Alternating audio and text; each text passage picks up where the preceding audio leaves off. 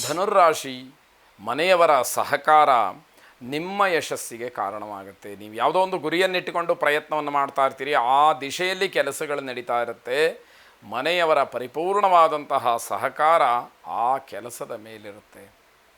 ಆಗ ನೀವು ಜಯಶೀಲರ ಆಗ್ತೀರಿ ಅನ್ನುವಂಥದ್ದು. ಕೆಲಸದ ನಿಮಿತ್ತವಾಗಿ ಪ್ರಯಾಣವನ್ನು ಮಾಡಬೇಕಾಗುತ್ತೆ. ಅಂತಹ ಪ್ರಯಾಣ ನಿಮಗೆ ಶುಭದಾಯಕವಾಗಿದೆ ಅನ್ನುವಂಥದ್ದು. ಪ್ರೇಮಿಗಳಿಗೆ ತುಂಬ ಶುಭವಾದಂತಹ ದಿವಸ ಇದು. ಚಿತ್ರರಂಗದವರಿಗೆ ದೊಡ್ಡ ಯಶಸ್ಸನ್ನು ಕಾಣಲಿಕ್ಕೆ ಅವಕಾಶಗಳು ಮತ್ತೆ ಆಗ್ತಕ್ಕಂಥದ್ದಾಗುತ್ತೆ. ಮನೆಯಲ್ಲಿ ಸಂತೋಷದ ವಾತಾವರಣ, ಮಕ್ಕಳಿಂದ ಸಮಾಧಾನ ಸಿಕ್ಕುವಂಥದ್ದು. ಸಪ್ತ ಮಾತೃಕೆಯರನ್ನು ಪ್ರಾರ್ಥನೆ ಮಾಡಿ. ಬ್ರಾಹ್ಮೀ ಮಾಹೇಶ್ವರೀ ಚೈವ ಕೌಮಾರಿ ವೈಷ್ಣವೀ ತಥಾ ವಾರಾಹೀ ಚ ತಥೇಂದ್ರಾಣಿ ಚಾಮುಂಡ ಸಪ್ತಮಾತರಃ ಎಂಬುದಾಗಿ ಈ ಶ್ಲೋಕವನ್ನು 7 ಬಾರಿ ಪಠನೆ ಮಾಡ್ತಾ ಜಗನ್ಮಾತೆಯರನ್ನು, ಸಪ್ತಮಾತೃಕೆಯರನ್ನು ಪೂಜಿಸಿ ಅರ್ಚಿಸಿ ಪ್ರಾರ್ಥನೆಯನ್ನು ಮಾಡಿ ಶುಭವಾಗಿ. ಮಕರ ರಾಶಿ ಈ ದಿವಸ ಜನರ ನಿರೀಕ್ಷೆ ಅಂತಕ್ಕಂಥದ್ದು ಸುಳ್ಳಾಗಬಹುದು. ಇದನ್ನು ತುಂಬ ಗಾಂಭೀರ್ಯವಾಗಿ ತೆಗೆದುಕೊಳ್ಬೇಕಾದಂತಹ ವಿಷಯವಾಗುತ್ತೆ. ವೃತ್ತಿ ಅಥವಾ ನೌಕರಿಯಲ್ಲಿ ತೊಂದರೆಯನ್ನು ಮಾಡಿಕೊಳ್ತೀರಿ. ಇದಕ್ಕೆಲ್ಲ ಕಾರಣ ನಿಮ್ಮ ಮಾತು. ವಾಕ್ಶುದ್ಧ ಇಲ್ಲ ಅಂತ ಆದರೆ ಕಷ್ಟ ಆಗುತ್ತೆ ಅನ್ನುವಂಥದ್ದು. ಕೆಲಸದ ಒತ್ತಡ ಹೆಚ್ಚಾಗ್ತಕ್ಕಂತಹ ಸಾಧ್ಯತೆ ಇದೆ. ಆರೋಗ್ಯ ಸಮಸ್ಯೆ ಸ್ವಲ್ಪ ಮಟ್ಟಿಗೆ ನಿಮ್ಮನ್ನು ಕಾಡುವಂಥದ್ದು. ಕುಟುಂಬದವರಿಂದಲೇ ಟೀಕೆಗೊಳಗಾಗ್ತೀರಿ. ಮನೆಯವರೇ ಅಂತಾರೆ, ನಿನಗೆ ಯಾಕೆ ಬೇಕಾಗಿತ್ತು ಈ ಕೆಲಸ, ಇದನ್ನು ನಾವು ಹೇಳಲಿಲ್ವಾ ಅಂತ.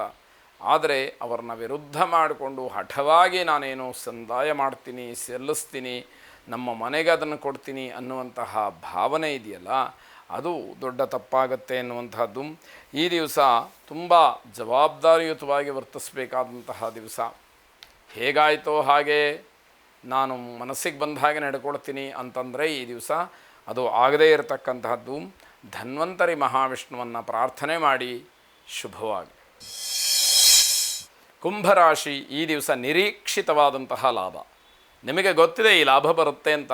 ಆ ಲಾಭ ಸಕಾಲದಲ್ಲಿ ನಿಮ್ಮ ಕೈ ಸೇರ್ತಕ್ಕಂಥದ್ದಾಗುತ್ತೆ. ಸ್ವಾಭಾವಿಕವಾದಂತಹ ಸಂತೋಷ, ಪೂರ್ವಭಾವಿಯಾಗಿ ಗೊತ್ತಿದ್ದಂತಹ ವಿಷಯ ಅಂತ ಅರ್ಥ. ನೀವು ತುಂಬ ಜವಾಬ್ದಾರಿಯುತವಾಗಿ ಇರ್ತೀರಿ. ಜವಾಬ್ದಾರಿಯಿಂದ ನೀವು ಯಾವಾಗ ಇರ್ತೀರಿ ಆಗ ನಿಮ್ಮ ಕರ್ತವ್ಯ ನಿಷ್ಠೆ ಅಂತಕ್ಕಂಥದ್ದು ಹೆಚ್ಚಾಗುತ್ತೆ. ಕರ್ತವ್ಯವನ್ನು ಆದಷ್ಟು ಬಹಳ ಅಚ್ಚುಕಟ್ಟಾಗಿ ನಿಭಾಯಿಸ್ತೀರಿ ಅನ್ನುವಂತಹ ಅರ್ಥ. ಸಮಾಜದಲ್ಲಿ ಜನಪ್ರಿಯತೆಯನ್ನು ಗಳಿಸೋದಕ್ಕೆ ಅವಕಾಶಗಳಿದೆ. ಜನರ ಹಿಂದೆ ಹೋಗಬೇಕು ಅಂತಲ್ಲ, ಜನ ನಮ್ಮನ್ನು ಯಾವ ರೀತಿಯಲ್ಲಿ ಅಳೆಯುತ್ತಾರೆ ಅಂತಕ್ಕಂಥದ್ದು ಬಹಳ ಮುಖ್ಯವಾಗುತ್ತೆ. ಸಮಾಜದಲ್ಲಿ ಜನ ಯಾವಾಗ ನಿಮಗೆ ಗೌರವವನ್ನು ಕೊಡ್ತಾರೆ, ಅವರ ಬಗ್ಗೆ ನಿಮಗೆ ಒಂದಷ್ಟು ಪ್ರೀತಿ, ಅಭಿಮಾನ, ವಿಶ್ವಾಸ ಅನ್ನುವಂಥದ್ದು ಹುಟ್ಟುತ್ತಾ ಹೋಗುತ್ತೆ ಅಂತ ಅರ್ಥ. ನಿಂತು ಹೋದಂತಹ ಕೆಲವು ಕೆಲಸಗಳು ಪುನರಾರಂಭವಾಗುತ್ತೆ ಅನ್ನುವಂಥದ್ದು ವಿಶೇಷ ಸಂಗತಿ. ಪ್ರೇಮಿಗಳಿಗೆ ಬಹಳ ಉತ್ತಮವಾದಂತಹ ದಿವಸ ಇದು. ಶ್ರೀರಾಮಚಂದ್ರನನ್ನು ವಿಶೇಷವಾಗಿ ಪ್ರಾರ್ಥನೆ ಮಾಡಿ. ರಾಮಾಯ ರಾಮಭದ್ರಾಯ ರಾಮಚಂದ್ರಾಯ ವೇಧಸೆ ರಘುನಾಥಾಯ ನಾಥಾಯ ಸೀತಾಯಾಃ ಪತಜೇ ನಮಃ ಎಂಬ ವಿಶೇಷವಾದಂತಹ ರಾಮಪರವಾದಂತಹ ಪ್ರಾರ್ಥನೆ ನಿಮ್ಮಲ್ಲಿ ಮತ್ತೆ ಬರ್ತಾ ಇರಲಿ. ಶುಭವಾಗಿ. ಕೊನೆಯದಾಗಿ ಮೀನರಾಶಿ, ದಾಯಾದಿಗಳಲ್ಲಿ ವೈಮನಸ್ಯ ಬರುವಂಥದ್ದು. ಅಣ್ಣ ತಮ್ಮ, ಅಕ್ಕ ತಂಗಿಯರು, ಹಳೇ ದಾಯಾದಿಗಳು ಅಂತ ಬಾಯಲ್ಲಿ ಹೇಳ್ತೀವಿ. ಅವರ ಮಧ್ಯದಲ್ಲಿ ಯಾವುದೋ ಒಂದು ಜಮೀನಿಗೋ ಅಥವಾ ಒಂದು ಹಣಕಾಸಿನ ವಿಚಾರಕ್ಕೋ ಇನ್ಯಾವುದೋ ಒಂದು ಸಣ್ಣ ಪುಟ್ಟ ವಿಚಾರಕ್ಕೆ ಇಡೀ ಜೀವವನ್ನು ಹಾಳು ಮಾಡಿಕೊಳ್ತಕ್ಕಂತಹ ಪರಿಸ್ಥಿತಿಯನ್ನು ನಾವು ನೋಡ್ತಾ ಇದ್ದೀವಿ ಸಮಾಜದಲ್ಲಿ. ಅದೇ ರೀತಿಯ ಒಂದು ಹಿಂಸೆ ವಾತಾವರಣವನ್ನು ನೋಡಬೇಕಾದಂಥದ್ದಾಗಬಹುದು. ಹವಾಮಾನ ವೈಪರೀತ್ಯದಿಂದ ಆರೋಗ್ಯದಲ್ಲಿ ಸಣ್ಣ ಪುಟ್ಟ ವ್ಯತ್ಯಾಸಗಳಾಗುತ್ತೆ. ನೆಗಡಿ, ಕೆಮ್ಮು, ಜ್ವರ ಅನ್ನುವಂಥದ್ದು ಕಾಮನ್ನಾಗಿ ಎಲ್ಲರಿಗೂ ಬರ್ತಕ್ಕಂತಹದ್ದು ಮನೆಯಲ್ಲಿ ಅಂತ ಹೇಳಿ ಅರ್ಥ ಮಾಡಬೇಕು. ಹವಾಮಾನ ವೈಪರೀತ್ಯ ನಿಮ್ಮ ಆರೋಗ್ಯದಲ್ಲಿ ವಿಶೇಷವಾಗಿ ವ್ಯತ್ಯಾಸವನ್ನು ಉಂಟು ಮಾಡ್ತಕ್ಕಂತಹದ್ದಾಗತ್ತೆ. ಕಹಿಯಾದಂತಹ ಮಾತುಗಳಿಂದ ದೂರ ಉಳ್ಕೊಂಬಿಡಿ. ಯಾವ ಮಾತು ನಿಮಗೆ ಹಿಡಿಸೋದಿಲ್ಲ, ನೀವು ಎಲ್ಲವನ್ನೂ ಮೃದುವಾಗೇ ಗಮನಿಸ್ತೀರಿ ಅನ್ನುವಂಥದ್ದಿದ್ದರೆ ಅಂತಹ ವಿಚಾರಗಳು ಬೇಡ. ನೀವು ದೂರದಲ್ಲಿ ಉಳ್ಕೊಳ್ತಕ್ಕಂತಹದ್ದು ಬಹಳ ಒಳ್ಳೆಯದಾಗುತ್ತೆ.